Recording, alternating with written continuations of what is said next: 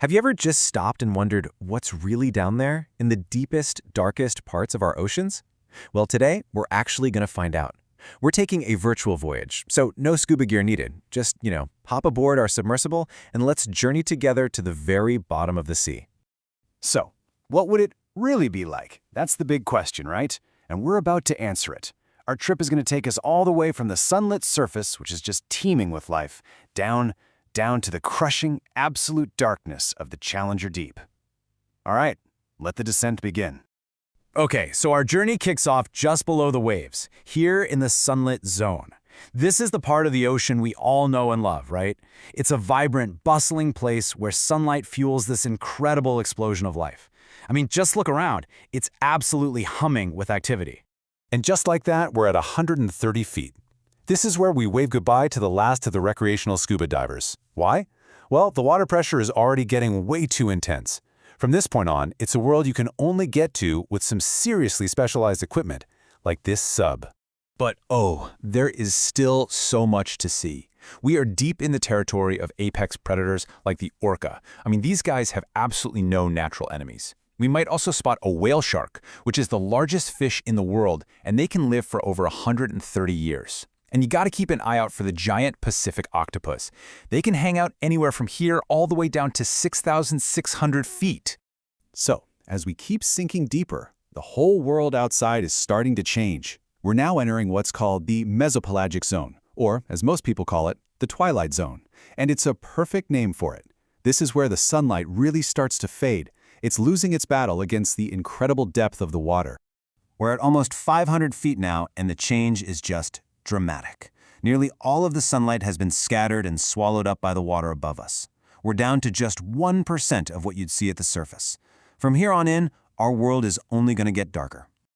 All right, we're passing 660 feet. Now, keep your eyes peeled. Look out that viewport, because you just might see something that looks like it swam right out of a mythology book. And there it is, the giant oarfish. These unbelievable creatures are what experts think started all those sea serpent legends from sailors back in the day. And you can totally see why, right? I mean, this thing can reach up to 36 feet long. It's just an awe-inspiring and maybe a little terrifying sight to see. Around this depth, we're entering a really weird zone where the physics get a little funky. It's called the SOFAR channel. What happens here is the water conditions make the speed of sound hit its absolute minimum. This creates this amazing natural highway for sound, letting low-frequency noises travel for literally thousands of miles. It's how fin whales can communicate across entire oceans. To give you a real sense of scale for how deep we are right now, think about this. The Burj Khalifa, the tallest building on the planet. If you could place it on the seafloor right here, its very tip would still be way below the waves. We have truly left the surface world behind. And with that, we've left the last trace of light behind. We are now entering the midnight zone. It is a world of absolute, complete darkness and unbelievable pressure that could crush an unprotected person in an instant. The creatures that live down here are, well, they're unlike anything you've ever seen before. Life down here is just extreme. We might catch a glimpse of the legendary giant squid. Their eyes are the size of frisbees. Great white sharks patrol these depths too, but they're not hunting by sight. It's all about their incredible sense of smell. And it's not just animals. Geology is happening down here too, with deep ocean volcanoes like West Mata constantly reshaping the seafloor. We are now passing 6,000 feet. The pressure on the hull of our sub is immense, and the darkness outside is absolute. The only light is coming from our own submersible, cutting through a world that has never, ever seen the sun. Okay, here's another way to wrap your head around our depth. If you took the entire Grand Canyon and placed it right here, it would be completely submerged. We are sitting at what would be its lowest point, and there would still be a mile of water above us. So we've just hit a pretty big milestone, 12,100 feet.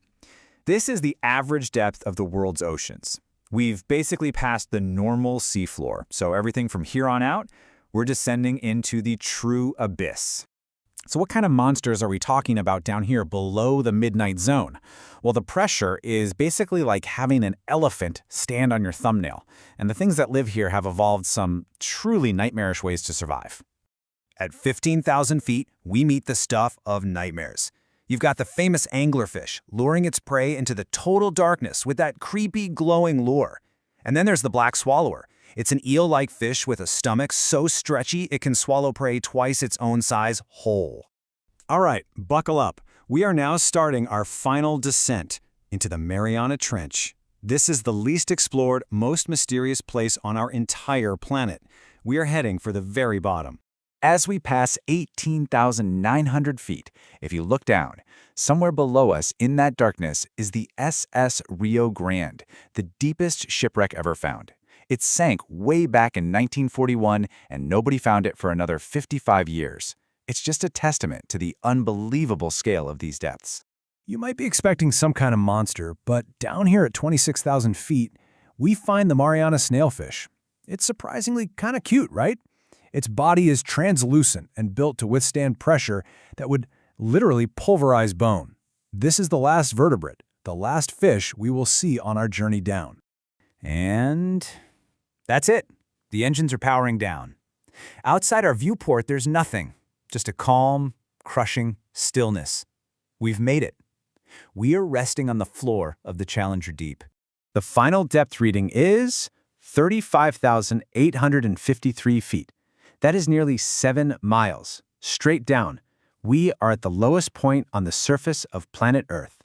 You know, very few humans have ever been to this exact spot. And while there are no fish, life does exist here, in the form of these little shrimp-like invertebrates and microbes that have adapted to this unbelievably extreme environment.